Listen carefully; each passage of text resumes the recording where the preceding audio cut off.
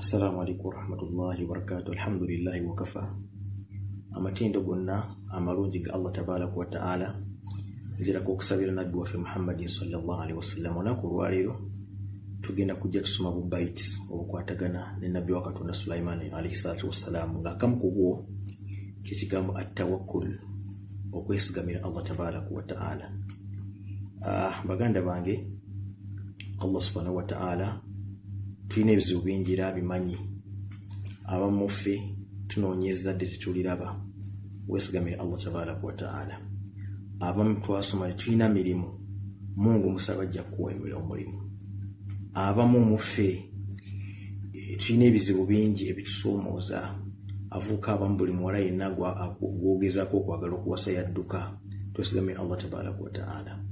Abamu obufumbo buganye, twesigamira Allah tabaraka wa ta'ala. Abamu school fees kyaganye, abaana tebanadde okusomero, twesigamira Allah tabaraka wa ta'ala. Waman yattaqillaha yaj'al lahu makhraja waman yatawakkal ala Allah fahuwa hasibuhu. Omuntu yenna eyekwata Katonda n'amwesigamirako, n'amanya nti Katonda ye mugabirizi w'ebitonde, n'amanya nti Katonda ye musobozi wa buli kimu, Allah tabaraka wa ta'ala amubalira buli kizibu kye kyonna. Ngenda kufundikira ebigambo byange ebyo nga twejjukanya kyafaayo kya nabbi wa Katonda Sulaiman alayhi salatu wassalam. Marra nabiyullah Sulaiman alayhi salatu wassalam, lumu nabbi Sulaiman aba atambula, fawajada namratun, nasinkana ekiwuka, n'kibuuza nti kam habbatun taakulina fi sana, olya kyenkana ki mu mwaka omulamba? Faqalat namlatun, ennamulu n'emugamba nti akulu, nze ndya 3 habbat, ndya empeke 3 zokka mu mwaka. Fa akhadhaha, n'kikwata, wadaaha, n'kiteeka fi ilbatun, mu kintu ekiringanga esanduuke. Famakatha sana, niwaita ebbanga lya mwaka mulamba, hatta raja nabiyullah Sulaiman alayhi salatu wassalam, paka bwe yakomawo. Fafataha ilbatun, n'abiranga yaggula esanduuke eyo, yasinkana nga ekiwuka kyakalya habbatun wa nusf, empeke emu n'ekitundu, badala min 3 habbat, mufo ky'okulya empeke 3.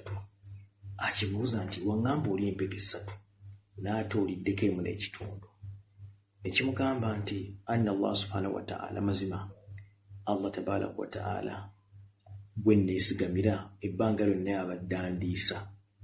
Fakhashiitu, natya nti oba oliawo gweoyinza okunneerabira, nabwe kityo fatawaffartu, nengezaako okukekkereza ekyokulya kyange kino kisobole okuntwaza emyaka 2, kubanga ye Allah tabaraka wa ta'ala tasobola kunneerabira ebbanga lyonna. Nabwe kityo Allah subhanahu wa ta'ala talina mwanadamu yenna gwe yeerabira mu byakola, buli kimu kyonna abeera nga akigoberera era abeera nga akiraba. Nabwe kityo ekiwuka ekyo kyatawakkala, kikimanyi nti Allah subhanahu wa ta'ala ye mugabirizi, yabadde nga akigabirira ebbanga lyonna. Nabwe kityo nekimanya nti omuntu yenna kizibu okumwesigamako, asobola okwerabira, asobola okunyiiga, asobola okukukyawa, n'abeera nga akuggyako ekyo kyakuwa. Naye ate ye Katonda, ne waba Katonda ye tasobola kubeera nga akuggyako obugabirizi bwe. Nabwe kityo ekiwuka ekyo kyesigamira Katonda waakyo, nekimanya nti omuntu yenna ye teyeesigikwa. Nabwe kityo kyabeera nga kirya empeke mu kifo ky'okulya 3, kyakekkereza nekiryako emu kitundu.